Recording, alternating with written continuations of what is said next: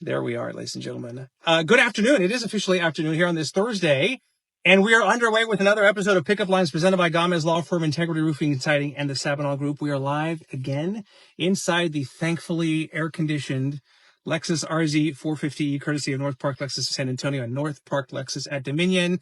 And we are, is it 11 days from kickoff now? We are. 11, no. Today's the 22nd, right? It is. So we're 9 days. It's 9 days, yes. Sooner than that. Yes. Good thing she's counting down? She's the athletic director down? and not me. Dr. Lisa Campos is here. And you can almost taste the football. And thank you, Lord, we're going to be in the Alamo Dome 2 Saturdays from now for that game. Absolutely. We will be in 70 to 2 degree weather and guaranteed. Yes, guaranteed. We have a lot to talk about here in just a little bit, but week 10 days before a football season, do you get nervous? You know what? What are your emotions? It's excitement. I don't have to play the game, so I don't have to get nervous. Now, maybe during the game, I'll get nervous for the guys and the coaches, but no, if you walk around our building right now, it's nothing but excitement. If you stop and talk to the coaches, the staff, the student athletes, they're ready. Such one of my favorite times of the year for sure. And then it'll cool down and everything. But the tailgating, I mean, is one of my, I've said this before, one of my favorite parts of the UTSA football experience. And it'll be here before you know it. And I guess, you know what? Why not? Let's just do this right now. Because it's so beautiful. I want people to see this. You unveiled this last week. And I'm a fanboy when it comes to uniform combinations and the swag and everything. So I'll let you do the honors. So we will remind folks the black uniform. We heard it from our fans. They wanted us to do this. May I? Can I just? I just absolutely. This is the closest I'll ever get to wearing a UTSA football uniform. But you're right. People on social media, I can think of 1 or 2 years ago at least, were clamoring for this. Yes, absolutely. And what's so great is, we listen to our fans, but we're also not so steep in tradition that we don't do fun things like this. There's some schools who won't do that. There's others that there's, and our student athletes love it. So, and to accompany the jersey, I love this. We will have these incredible helmets, which one of my most favorite parts, if you all saw it, is the skyline of San Antonio. So who gets credit for coming up with this? Amazing. You know what? It's a team effort. There's a lot of folks in our creative team, on our football staff, obviously Dan in our equipment room, a lot of creative juices flowing about what it should look like, and it all came together so nicely. Do we know when these will be worn yet? What game, or is that a secret? It's not yet unveiled. Okay. I'm not going to press her. What will be weird though is not seeing Frank Harris wearing number 0. Right. Or not seeing Frank on the field. Yeah, I bet you he'll be in the Alamo Dome. He'll have a field pass. Probably assistant coaching on the side. Such a great guy and a great ambassador for UTSA. But and Frank's been on my show as well. But this show is about you. And it's fascinating to me because I was looking back, all the achievements and everything that you've done here at UTSA. Is it true though that when you were many years ago, when you were presented with the opportunity to get into sports and athletics, you turned it down? You were not interested. You were at UTEP at the time, I think, in El Paso. Yes. And they said, Lisa, we want you to have this. And you were like, no. Yeah, long story. But yeah, I thought my career was going to be in student affairs, and I was going to be a vice president for student affairs. I was an assistant dean of students at the time. Right. I was doing all the campus discipline, had an opportunity to go into athletics. And to your point, I'm like, is that a fit for me? I wasn't a collegiate student athlete. Yeah. I don't know what that world looks like. But, my mentor said, Lisa, athletics needs more people with your background and with, your student affairs background. So give it a shot. And I was really fortunate. I had mentors who said, if you absolutely hate it in athletics, we'll create jobs for you. One was at University of Hawaii Hilo. One was at Boston College. So at a very young age, that was my fallback, was to move to Hawaii or Boston. And how terrible is that? But it worked out for you. And then you came to UTSA, was it in 2017? And is it true at that time when you were considering coming over here, there was an opening at UTEP, and word has it you were in the mix for that. I wonder how close you came, because that was comfortable. You knew UTEP. You had done a lot there. I wonder how close you came to that as opposed to being here and sitting in this car right now. Yeah, great question. So, I was I was the athletic director at Northern Arizona University for 5 years. Lumberjacks, at that point, yes. The Lumberjacks.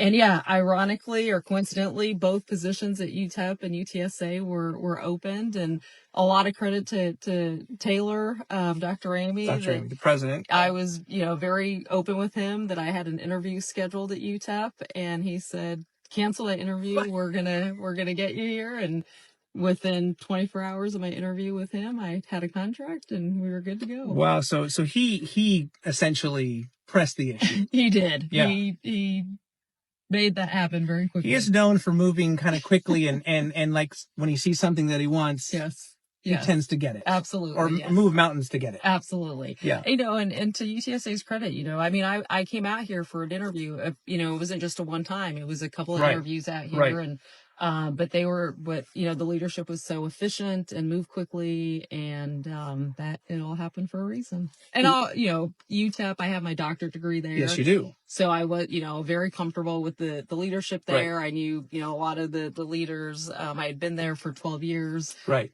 So you're right. A lot of familiarity with all the donors. So UTEP will always have a special place in my heart. Have you ever thought about, if maybe a day or two, or Dr. Amy wasn't as persistent, or the timeline was different, you could be in El Paso right now. For sure. It's crazy. It is. You just never know. And then what happens to the trajectory of UTSA? And we're sitting outside the race building, which I know you had a large part in. But you're probably so busy you don't even get a chance to reflect on all of the accomplishments and everything. You're right. And to think about COVID hit in that time, and there's just been so much that's happened. I technically got here on campus January of 2018, and a lot's happened. But we just have such a great team, and we always talk about alignment, and people really maybe overuse that. But from the president to myself to Coach Traylor, like just to have all of that, the same vision for UTSA athletics and for the university. Yeah. And it's worked out pretty good. Is it true that one of, or if not the first meeting you had, because you're known for fundraising, obviously, and bringing in some big names and donors, was with the late Red McCombs? First meeting I had. First meeting in San Antonio. Yes. What do you remember from that day? And just, of all people to talk to the very first time. You know what? We hit it off right away. Yeah. And he's sorely missed. And obviously I still have a great connection with Marcia Shields, his daughter. Yes. And recently they allowed us to use the McCombs name for our McCombs Society. They give a substantial gift for that. So we're all still very connected. But Red, he took me in right away. That's and good. He gave me a lot of advice, and we met very regularly. And he was just so good to me and helped me navigate some things here in the city. Certainly missed, but the legacy lives on for many, many years to come. Some people may not know you're from Colorado originally, and it's Las Animas. Yes. I wonder if you're the most famous person. You described it as a one stoplight, one Dairy Queen town. Are you the most famous person ever to come out of Las Animas, Colorado? I don't know about that, but it's a blue collar town. Not a lot of folks that go on to higher ed, and but it's a special place for me. And you're right. It's it is a one stoplight, one Dairy Queen town. 48 of my graduating class. I love it. But it's humble beginnings, and I'll forever be grateful to that community. Your parents are still there? Yes. So they somewhat, a little personal information. Unfortunately, my father was diagnosed with pancreatic cancer about a year ago. Sorry to hear that. But God is good, and He's still with us. Okay. But he, we brought him out here to get his health care here at UT Health. There you go. And they know a couple of people at UT Health, right? I do, yes. And so him and my mom have sort of moved in with us a little bit. They get back home. They've lived there forever, and so they'll get back home whenever they can. But they're sort of kind of living in San Antonio and Colorado. Well, we welcome them. They're probably thinking, "What's up with the heat and everything?" Yes. Like, this is not Colorado. There are no mountains around here.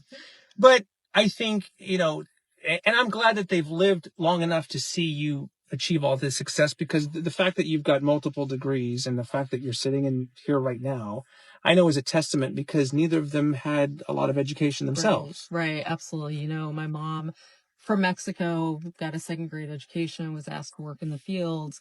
My dad, high school had started, I think he maybe went 1 year at junior college and then got drafted to Vietnam and never took advantage of the GI Bill. Wow. And he, to this day at 78 years old, he says he still has the paperwork. And, I think his secret desire would be to come to college someday. Well, I mean, again, you know some people. You have some connections. I bet we could turn him into a roadrunner pretty soon. That's right. Did you ever talk to your mom about that? I mean, I'm just trying to envision second grade, and this wasn't her choice, right? She's forced out of school to go pick or to work in the fields. Right. And, you would never guess it. She, what we call street smart, she has a lot of survival skills. And I can always remember, as she was filling out applications, it would say highest grade level. And she would always say, what should I put there? And she would put fifth grade, she would fibble a little and go to fifth grade. But you know what? It's incredible. She's, a rock, to be able to move here to the United States, to learn a second language, to find employment, and to just raise two daughters and just have a great life here. And you going to college, I mean, that was a no-brainer. Like, they were going to insist and make sure that you attended one way or the other. Absolutely. I think from day one, they ingrained that in my sister and I's head that college was not an option. We saw the hard work. My mom worked at a pickle plant. She worked as a janitor at a nursing home, and they wanted something better for us. Unreal. So you were, I mean, you talked about, being an athlete and everything. You were, like a 2 or 3 sport athlete in high school, right? Well, you had to be when you only had 48 in your class. You played everything, and you drove the team bus, I bet, right? Yeah. That's right. No, but I played volleyball, basketball, ran track and field. Basketball was my best sport. Everyone always asks that. And I could have probably gone on to play Division II basketball. But we didn't even know how the process worked. I was telling someone earlier, I remember my mom saying, hey, so-and-so school called you, but they can't call you back. And those were the recruiting rules. And I never called those schools. No. I didn't know how it worked. Oh, my gosh. Yeah. And this was a little, this was a different time and everything. Right. You went to Colorado State. Yeah, pre-internet. You went to Colorado State. Was Becky Hammon there at the time? She was. And she probably thinks I'm a stalker. I watched every single game Becky Hammon played. I was a big basketball junkie. They had the most success in the years. We came in as freshmen together. She never knew me. I knew her. And I met her for the first time here in San Antonio. No way. And I fangirled her and told her how I went to every game. And I went to her tournaments in Vegas for the Mountain West Conference. And that's when she probably was asking security. Stop it. You wouldn't have that problem anymore, though. But that's remarkable because I think they went to the NCAA tournament and had obviously Becky Hammon. I mean, had a pretty good run. Yes. But it's crazy that you did not meet her in Colorado. I did not. I watched all her games, but I did not run in the same circles. And coaching was never on your radar? No. I love playing more than coaching, I think. Yeah. Goodness gracious. Okay.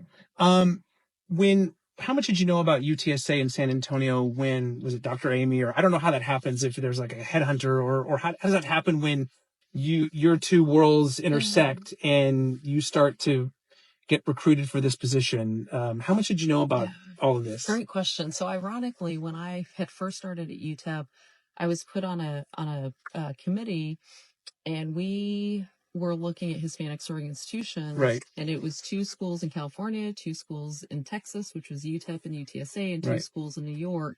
So we actually came out here and visited UTSA way back, in the early 2000s. I had forgotten all about that visit. And to your point, when they hired a search firm, and the search firm had actually reached out a couple of times to me, and we were very happy in Flagstaff and at NAU, and I didn't know a ton about UTSA, and after about the 3rd or 4th time, they said, Lisa, just come take a look. And I said, well, let me give it a chance. And I was amazed. And people always, think about it's not just about the athletics program. It was, when you look at my professional career, I've been at schools that connect with my mission, right? Right. First generation serving, Hispanic serving, just students who look like me when I was at CSU. Right. So it was really about the institution. And I tell people the minute I met Taylor is when I said I went from not knowing a lot to I'm going to be devastated if I don't get this job. Yeah, no kidding. And I mean, all of this was probably just land when you came on the scene. And I know as we speak, Plans are in the works for another facilities and other things. I mean, there's still some real estate to be had out here. Absolutely. A lot of real estate and a lot of opportunity for a lot of our sports. And, to your point, we should be breaking ground in January for a new basketball and volleyball practice facility. We're making progress on improving baseball and softball facilities. Obviously, we still want to find the funding for a covered pavilion for football. So, a nutrition center for our student athletes. So a lot of work ahead of us. Indeed. I know when you were hired, I think you were one of only 3, was it Hispanic female athletic directors in the 300 plus Division I colleges in 2017. Have those numbers gotten any better since you were hired? There's just still the 3 of us. Really? Yes. In 7 years? Yes. And 2 of us in FBS. You look at FBS football, I think there's only 9 or 10 female athletic directors at the Division I FBS level, and in all of the 300 and some, there's maybe about 30. And to your point, 3 of us are female, are Latinas. We talk every year now. It's become a tradition. It's the Coach Jeff Traylor rumor mill. He so-and-so school called. He's rumored for this job.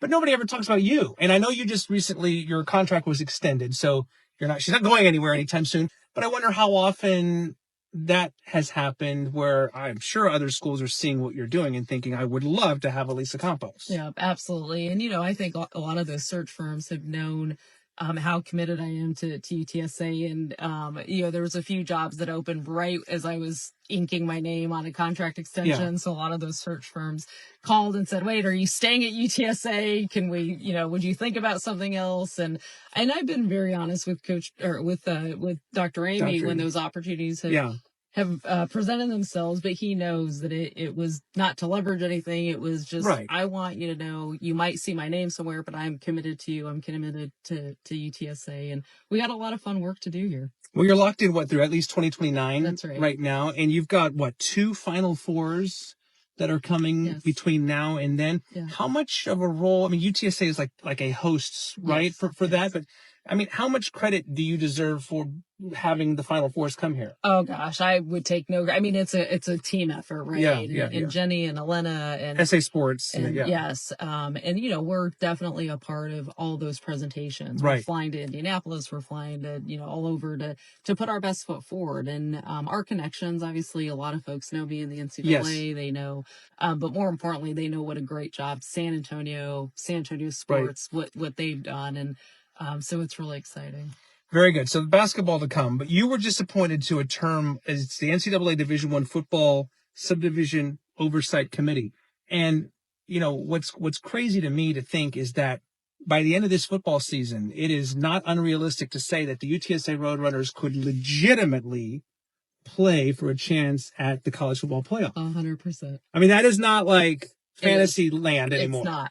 It is not. How crazy is that? It still sounds weird coming out of my mouth. Yes. No, because, in the past you could say, well, UTSA could go undefeated, but they'll say strength of schedule or they're in the AAC or whatever. But, now with this new system in place this year. Absolutely. It's incredible. And we've been telling that to folks all year long. Right. Like, be a part of it now. Yeah. Because we could be the first team first team in the American to make it to the playoff. It's an expanded playoff. We have a legitimate opportunity. I'm always going to put my money on Jeff Traylor. He just prepares that team. He positions them so well, and this could be our year. And again, that's not saying something. That's not like, that there's legitimacy there. Dr. Lisa Campos, the Vice President for Intercollegiate Athletics, which is a mouthful. Essentially, you're the athletic director. Yes, that's easier to say. Vice President for Intercollegiate Athletics sounds like a lot more fun. How involved on a day-to-day basis are you with the football? Obviously there's plenty of sports here, men and women, but the football, since it's that time of year. How often are you at practice or talking to Coach Traylor or watching film, whatever that looks like? No, it's a huge priority. And Jeff and I have such a great relationship, and but it is. We have to invest in football. We have to have a great product for the benefit of the rest of the sports, for the benefit of UTSA athletics as a whole. And, there's no one who has as much pressure on him, positive pressure, than Coach Traylor. And when we sit in head coaches meetings and, he's the one who knows that he has to win. He has to put a good product on the field. to help everyone else in that room. And so no, that has a lot of my attention for sure. And soccer has done well. I know baseball has done a lot of good. I sat at an event with Austin Clonch not too long ago, your new men's basketball coach, and immediately took to him. Can't wait to see what he does. And the guy just was at a Final Four. Yes. And, I've talked about this before when we hired him, the Alabama coach said, Lisa, do you mind if he coaches through the NCAA tournament? And, I didn't give them enough credit, didn't think they would make it to the Final Four. And I said, sure. And next thing you know, it's weeks on end. But what a great story for UTSA athletics as well, for the basketball program. And, I tell anyone who wants to be an athletic director, one of the most important things is to hire the right people, right? Whether it's your head coaches with your staff, and he's going to do some great things for us. What, as you reflect back, your biggest success or the one thing that you're the most proud of, is there something that would specifically come to mind? Well, that's a great question. Again, for me, it's always going to be about our student athletes, right? So every semester when we get to put the cap and gown and put their student athlete stole on them, that's really fun. But I think the other part of that is getting through COVID. No one was prepared for that. And we had just broken ground on the race facility. We had just hired Coach Traylor. There was so much change happening and so much momentum, and then COVID hits. And so I think leading through that and getting our department, and we're still getting through it, but that we've come out so much better on the other end. They didn't teach you at Colorado State how to navigate through a pandemic? No. Or UTEP? Or anywhere else? We've put the playbook together for 100 years from now. God forbid. Good Lord. We'll give them the playbook. So nobody bats 1,000. Nobody wins every game. Nobody's perfect. Is there a decision or something that came across your desk one time you look back on it, you know what, I wish I'd have done this differently, or that didn't go the way that I would have liked, that you've learned from? Yeah. Oh gosh. I think I learn every day. Right. Yeah. And I think in this business, there's a lot of constituents and there's a lot of opinions, and a lot of people tell you what you should be doing or how you could have been doing it differently. And they don't necessarily always have the right information. But for me, it's so important for us to have a growth mindset. And so any criticism or any advice being given, I'm taking it to heart and trying to make us better. And so there's things, that I can't think of one thing in particular. Right. Every day, for sure, you have to learn from mistakes. Just go to Twitter or X, and people will have no problem reminding you or Coach Traylor or whoever about do this. Well, and I think I listen. It goes to show you they listen, they pay attention, because this was something that I know that's crossed social media in recent years. And like you said, you're not like, it's my way or the highway. Right. You're willing to embrace and evolve. And I think some people, for better or for worse, are unwilling to change and evolve sometimes, and I think that can be a bad thing. Yeah, for sure. Absolutely. If you are not evolving, then you're going to be left behind. So yeah. All right. So thoughts about the upcoming football season? How excited you are, and just if you were to take the temperature inside the facility, what do you make of it all right now? Oh, it's so positive. Lots of energy, lots of momentum. Again, if anyone's ever been around Coach Traylor, anyone's going to run through a wall for him. Yes.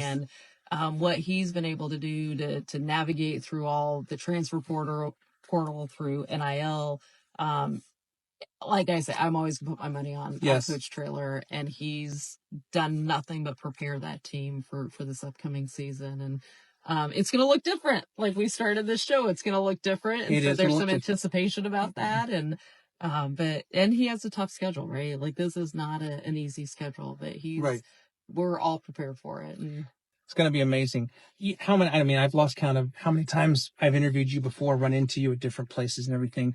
I don't think in my life I've ever seen you not wearing orange and navy. And I mean that as a compliment, but my question is, how difficult are you constantly shopping for this color scheme? Yeah. So if anyone's a shopping assistant, let me know. If you find something out there you think I'd like, tweet it at me.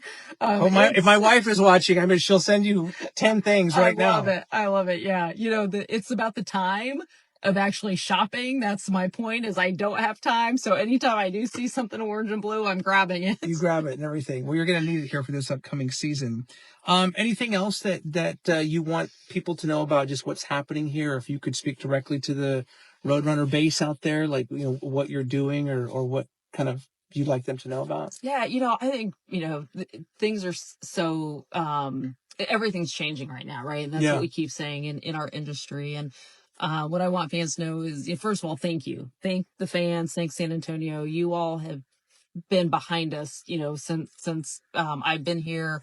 We want to fill the Alamo Dome. We want to continue to position ourselves to be the best in the American. We don't want to just be the American. And, you go back to even that, when you talk about your biggest class, I mean, that semester we were we were trying to get invited to the American. We were renegotiating Jeff's contract, lots of things were going on, and we've gotten through it. And so I would say to the fans, keep believing in us. We have big things ahead of us. Hopefully you all just saw the announcement about UTSA and UT-El. I did. I was reading about that on the way over here. It's incredible, and it's going to be so great for our athletics program. So there's big things ahead. We're not done yet. So in practical terms, that enhances the medical treatment or the medical aspect, but how else does that help the athletics program? Oh gosh, I think in a lot of different ways. Of course, the partnerships. We are already partnering with them, but just how we're going to look more like a lot of schools in these elite P4 conferences. We're going to have those resources. Eventually, we're going to, but that just the prestige of having a medical school, the partnerships that our sports medicine department's going to have, and just the visibility. That it's huge name. It's huge. It's a huge name. Yeah. And right on cue, my wife says, I'll help. She'll help you with the shopping. Thank you. So I love it. We'll exchange information here in a little bit.